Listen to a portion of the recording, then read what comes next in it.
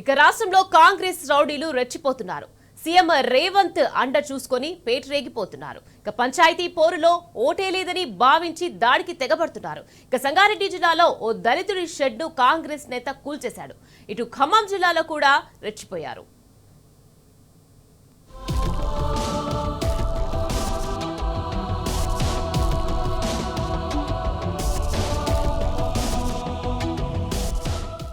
పంచాయతీ ఎన్నికల ఫలితాలతో అధికార కాంగ్రెస్ ఉక్కిరిబిక్కిరవుతుంది. ఆశించిన మేర సర్పంచ్ స్థానాలు గెలవకపోవడం ఆ పార్టీని మరింత కుంగదీసింది. కొన్ని చోట్ల కాంగ్రెస్ నేతలు రౌడీజం చేస్తున్నారు. బీఆర్ఎస్ నేతలే కాదు, సామాన్యులపై దాడులు చేస్తున్నారు.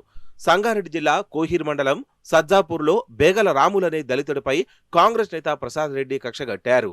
తన తల్లికి ఓటు వేయలేదని భావించి రాములు షెడ్డును కూల్చేశాడు. పాలకవర్గం ప్రమాణ స్వీకారం జరిగిన తర్వాతే గ్రామ సభ నిర్వహించారు. పల్లె ప్రకృతి వనం వెళ్లేదారికి అడ్డంగా షెడ్డు కడుతున్నానని కుంటి సాగు చూపించారు. ఈ మేరకు గ్రామ సభలో తీర్మానించి వాయువేగంతో జేసీబీని రప్పించి పోలీసులు రక్షణగా నిలవగా కూల్చివేశారు.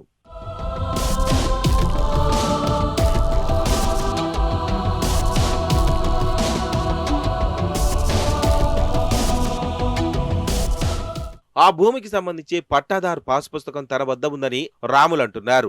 షెడ్డు నిర్మాణం కోసం పర్మిషన్ తీసుకున్నారని స్పష్టం చేశారు. రెవెన్యూ శాఖ అనుమతిచ్చిందని, తన షెడ్డు పక్కన ఇళ్లు ఉన్నాయని తెలిపారు. తన ఇంటి నిర్మాణాన్ని మాత్రమే కూల్చివేయడం ఏంటని రాములు ప్రశ్నించారు. రాములు తన గోడు వెళ్లబోసుకోగా అతనికి వారం క్రితమే నోటీసులు ఇచ్చామని పంచాయతీ కార్యదర్శి సాయి కిరణ్ సమర్థించుకున్నారు. దీనికి సంబంధించి వారం కింద పంచాయతీ తీర్మానం చేసి ఇంటి నిర్మాణాన్ని అడ్డుకోవాల్సి వచ్చిందని స్పష్టం చేశారు.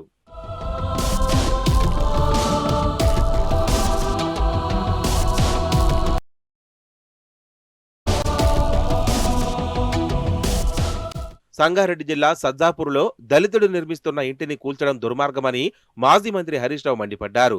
బాధ్యులైన సర్పంచ్ ఆమె కుమారుడిపై వెంటనే ఎస్సీ ఎస్టీ అట్రాసిటీ కేసు నమోదు చేయాలని డిమాండ్ చేశారు. తన ఇంటిని కూల్చివేశారని హరీష్ రావుకు బేగరి రాములు మొరపెట్టుకున్నాడు. స్పందించిన హరీష్ రావు బాధ్యతగా ఉంటుందని హామీనిచ్చారు. రేవంత్ రెడ్డి నేతృత్వంలో కొనసాగుతోంది ప్రజాపాలన కాదని, పూర్తిగా రౌడీ రాజ్యమేనని ఆయన ధ్వజమెత్తారు. సర్పంచ్గా ప్రమాణం చేసిన గంటల్లో ఆమె కుమారుడు ప్రసాద్ రెడ్డి తన అనుచరులతో కలిసి బేగరి రాములు ఇంటిపై జేసీబీతో దాడి చేశారని ఆరోపించారు. కాంగ్రెస్ అరాచక పాలనకు ఈ ఘటన అద్దం పడుతోందని తెలిపారు. షెడ్డును ప్రభుత్వమే కట్టించాలని డిమాండ్ చేశారు.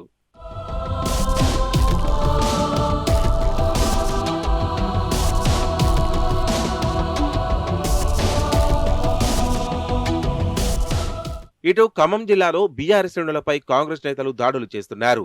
బోనకల్లులో ఓటమితో కాంగ్రెస్ గుండాలు మైండ్ పనిచేయడం లేదు. బీఆర్ఎస్ నేతల ఇండ్లపైకి వచ్చి దాడులు చేస్తున్నారు.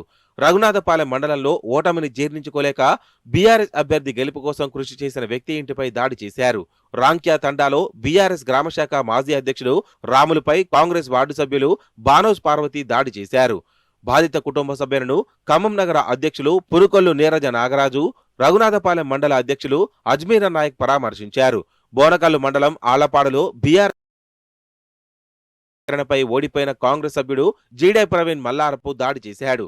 బీఆర్ఎస్ కార్యకర్తలను జిల్లా పరిషత్ మాజీ చైర్మన్ లింగాల కమల్ రాజు పరామర్శించారు.